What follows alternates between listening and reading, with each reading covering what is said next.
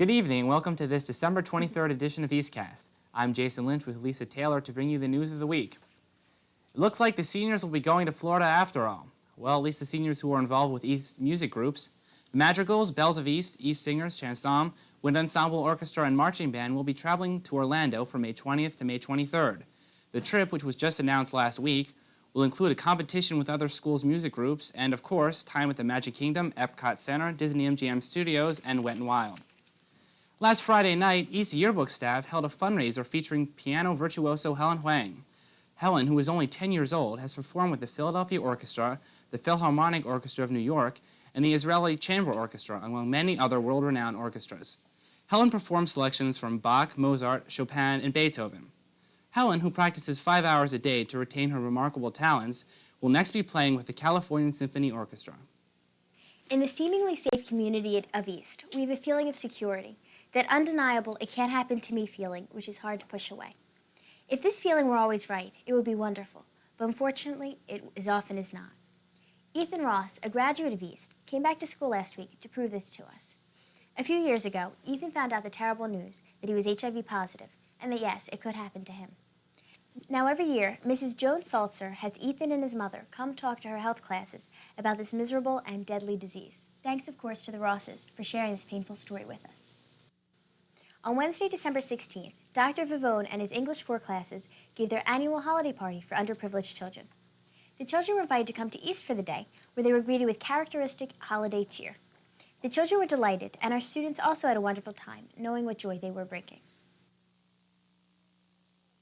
This Monday was yet another East Given holiday party, the annual December celebration for special children, sponsored by the Fraternal Order of Police.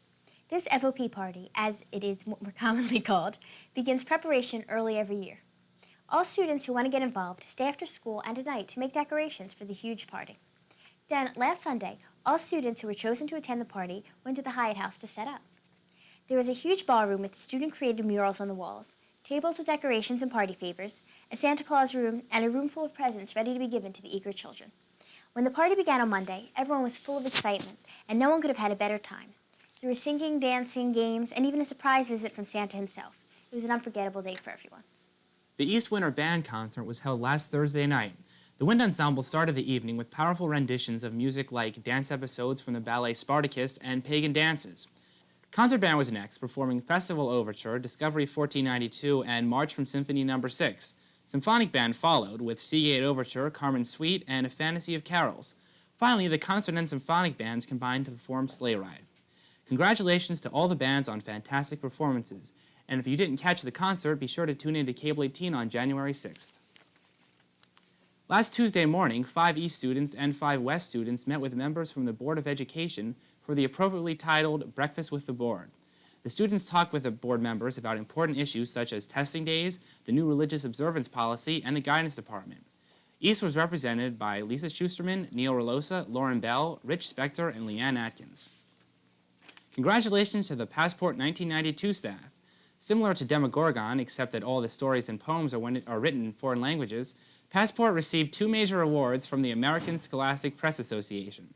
The magazine not only received 945 out of a possible 1,000 points in overall judging, which resulted in a first place with special merit placement, but also won a special award for community service. Passport was one of only 2 magazines nationally to receive this award. Here's hoping that Passport 93 will be just as successful. Well, the winter sports season has finally begun. Here's Mike Furman to tell us all about this beginning first week in the exciting world of winter sports. Thanks, Lisa. The boys basketball team blew a 16-point fourth-quarter lead en route to a 58-57 loss to Overbrook in their season opener. Brent Fisher poured in 19 points. The girls basketball team fared much better as they crushed Overbrook 51-29 in their season opener as Jill Marple and Danielle Pulliams each scored 12 points to lead the way. The wrestling team opened up their season with a convincing 42-22 win over Camden Catholic. The guys' swim team defeated Washington Township and Pennsauken in their 2 meets this week, raising their record to 4-1. And congratulations to the winners of the Courier Post All-South Jersey sports teams. In field hockey, Lisa Derpobosian, Heather Homan, and Yvonne Chang. In boys soccer, Andrew Jensen, Jason Koenig, Earl Walker, and John Brand. In girls soccer, Melissa Durpobosian. In cross country, Samra Lee. In gymnastics, Mike Silvestro and Bill Scott. And in football, AJ Salvatore, Jane Francis Coney, Scott Pure, Ben Steinberg, John Shermer, and Jeff Kelmer. This has been Mike Furman with the sports. Have a happy holiday season. And now back to Lisa. And now for today's very special SAT word of the week, vacation. A noun, meaning 11 days of pure happiness, when no one is allowed to worry or do anything that resembles a math problem. Traveling to places with warm climates, building snowmen, and sleeping late are all highly recommended. Related terms, Christmas, Hanukkah, Kwanzaa, New Year's Eve, islands in the Caribbean, eggnog, and lots of wrapping paper. Happy holidays to everyone. That's it for the news tonight. Special thanks to Mr. Gordon Hampson, cameraman and editor, to Mr. Keith Haynes, advisor, and to Tim Brady and Tracy A. Denton, our student camera people. Thank you for joining Jason Lynch and Mike Furman with me, Lisa Taylor, this evening. Stay tuned for Cherry Hill West Choral Orchestra Concert, which follows the junior high school news. Tonight we leave you with both Ophelia and her friend Chelsea, who await Santa's arrival. Good night, Ophelia, and good night, Chelsea. Ruff! Ruff!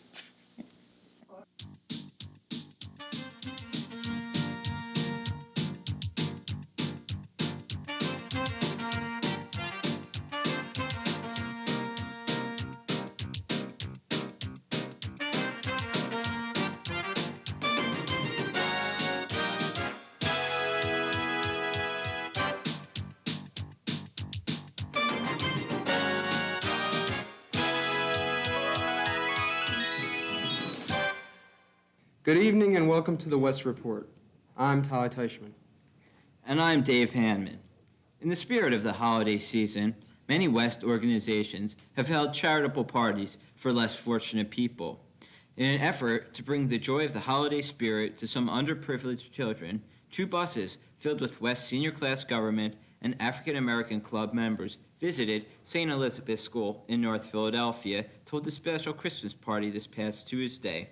The seniors, in response to the children's and their teachers' requests, brought simple gifts such as gloves, hats, or educational games.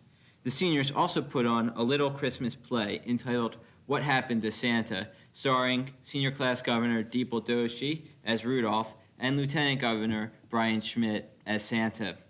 Also, West Spanish Club visited Mi Casita, a Camden daycare center for Hispanic children, on Monday the 17th.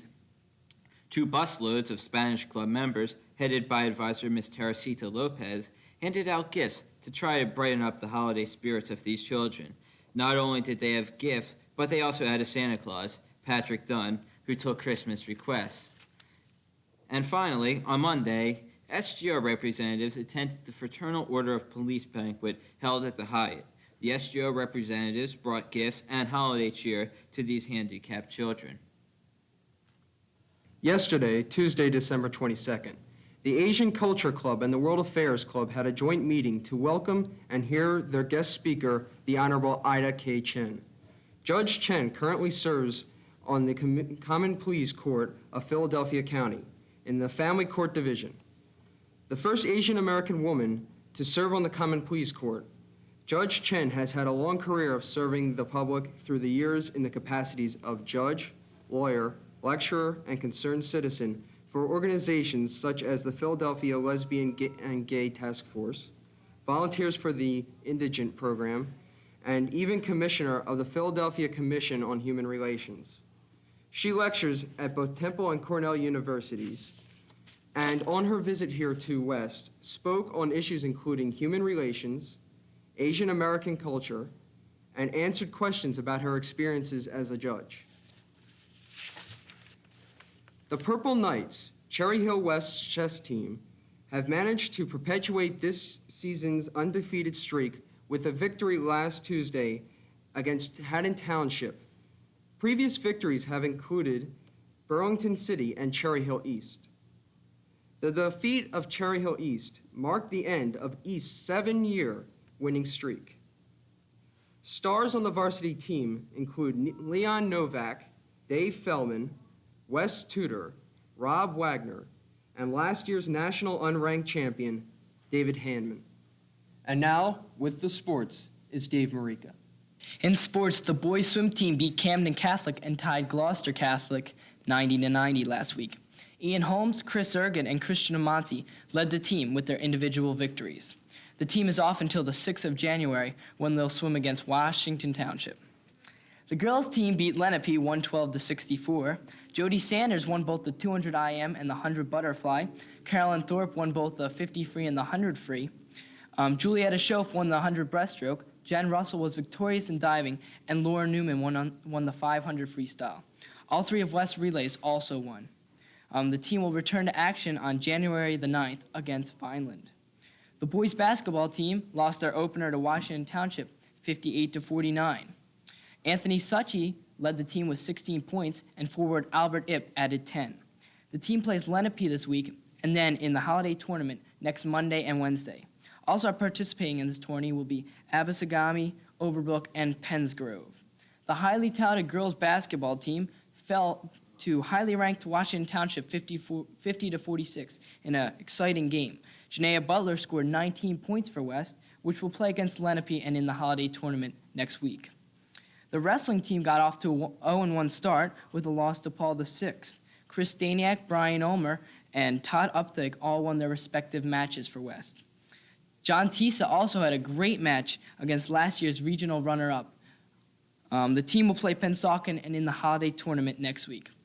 Well, that's all the sports at West, but I just want to give my personal prediction about NFL play, since we won't speak to you till after the new year. My prediction is that Washington Redskins will fall to the Los Angeles Raiders, and Green Bay will beat the Minnesota Vikings, allowing them to make the playoffs. That's my personal prediction. Well, now back to the West Report. Here's a quick reminder. Mr. Jalora is holding auditions for this year's musical, West Side Story, and he will announce roles after the winter break. As every student should know, today is the last day of school until January the 4th. Thank you for watching the West Report. Good night. And have a happy new year.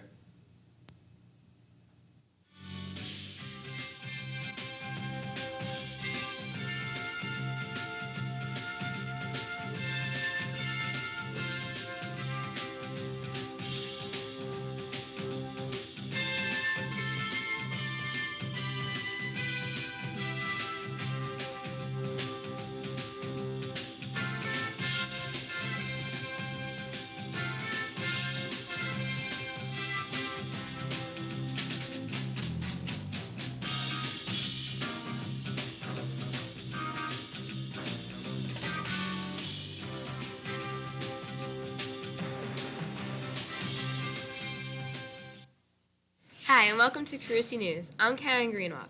Tonight's featured story is Carusi's Holiday Social. On Friday, December 18th, the Carusi Holiday Social was held. It was a success as always. Everyone was dressed up and looked great. The students brought in canned goods and got credit for the snack bar. The collection was a success, and lots of people participated. The DJ was better than usual, and everyone danced the night away. The movie of the night was Beauty and the Beast, and a lot of people showed up. We thank Mr. Lee and the entire student council for a great dance. Tonight's focus on enrichment is the school newspaper Huffbeat. Here's Diane Zibikowski with Ms. McFarland. Thanks, Karen. I'm here with the school newspaper's advisor, Mrs. McFarland. Mrs. McFarland, how long have you been the newspaper advisor? Well, Diane, I just started advising the newspaper last year. It was my first try at ever advising a school newspaper. Okay. Why did you decide to advise? Well, I really enjoy reading students' writing. I enjoy working with students when they are writing. And the students and I had some ideas that we wanted to incorporate into the newspaper, which we have. I don't know if you noticed, you weren't here before last year, but this year we've included some new things. We review food, restaurants, and that sort of thing. We have our students speak out, which gives students an opportunity to express their views, pro and con, on various issues. Okay. And we've kind of tried to brighten up and improve the newspaper. Okay. How did you decide to who was on the staff? Well, anyone who wants to be a part of the newspaper has the opportunity to be part of the newspaper. You don't have to come to all of the meetings. You just need to come and see me or one of the editors and tell us your ideas, and we accept anything that any student wants to write. We want to give any student in the school the opportunity to be part of the newspaper and to have their work published in print. Okay. Do you have any plans for the future? Well, one plan that we have is to try to get more editions out. We used to only have 4 or 5 editions a year. This year we're trying for a minimum of 5. Next year I'm hoping to go for 6. As I get more and more help from the students, as they bring me more and more articles to be written, we can improve and increase the circulation of our newspaper. And I guess that's kind of my major goal, to make writing enjoyable for the students. Okay, thank you, Mr. McFarland.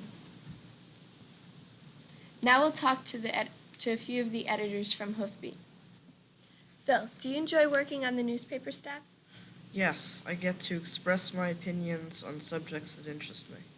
Okay, thank you. Melissa, is it a challenge to work on the staff? Not really. If you enjoy writing, it shouldn't be very hard. Okay, thank you. Denise, why did you decide to join the newspaper staff? Because I enjoy writing and I wanted to participate in a school activity. Thank you. Back to you, Karen. Thanks, Diane. Last week, the Foreign Language Department held an International Food Fest. Here's Leslie Ryan with the story. On Thursday, December 17th, the Carusi foreign language students got together for a food fest. Miss Sayard, the foreign language teacher, was the head of this event. She had the Spanish students cook Hispanic dishes and the French students made French dishes. Over 100 students participated. They all shared their dishes with everyone who showed up, including students, parents, and chaperones. There were many dishes that the students enjoyed. They all agreed that it was a fun learning experience for the culture of the language they were studying. Back to you, Karen. Now the sports with Dave Zochman. Thanks, Karen. Tonight's winter season preview is 7th grade boys basketball. Here's Mark Scepter with Mr. Keene, the coach of the 7th grade team. Since 1966. Okay. So, I guess that means you've had some coaching experience before you came to Carusi then. Taught public school in Gary, Indiana when I first got out of college, and then I taught in Milton Hershey School for Boys, which is in Hershey, Pennsylvania. I had a varsity program that I was the head varsity coach and athletic director in Columbus, Ohio. I was the JV coach at Willingboro, and then I had the Haddonfield program for the last 3 years, the 6th, 7th, and 8th grade program at Haddonfield, where I coordinated that. My first year at Carusi. Okay, so I guess that means he's not new at this. All right, what do you expect out of your team this year then? I think the only thing a coach can expect out of any team is that they give 100% effort. That the important thing to me is that they apply what they've been taught. If a young person comes to a point where they can't learn anything new or can't apply what they've been taught, they're useless to themselves and to the team. And then the other thing is just respect, common courtesy and respect to for each other and to refs and other players. And that's to me, it's the ethic of sportsmanship. Okay. How many kids tried out for the team? We had 65 7th graders try out, which for me, in all of Haddonfield, for the 8th grade program, I would have like 24 kids try out. So it was a real troop movement just to try to go through the selection process of trying to find the fellows with the best skills and best talent and best attitudes in the tryout selection here. Okay, then how many made it? We kept 15. We did it through a stage of, we got down to 25, and then we got down from 65, we got down to 25, and then we presently have 15, and that's what we're going to go into the season with, 15 young people. Okay, how difficult was it to pick the team? It was very difficult. The process prior to this year was 65 boys would try out for 2 hours, 3 days. And you can imagine how difficult it would be to try to make that. That's why Coach Wilkins and I decided to extend the tryout period so we could involve other people in the selection process to make sure that we didn't discourage anyone and to make sure that we used the time to try to teach some skills for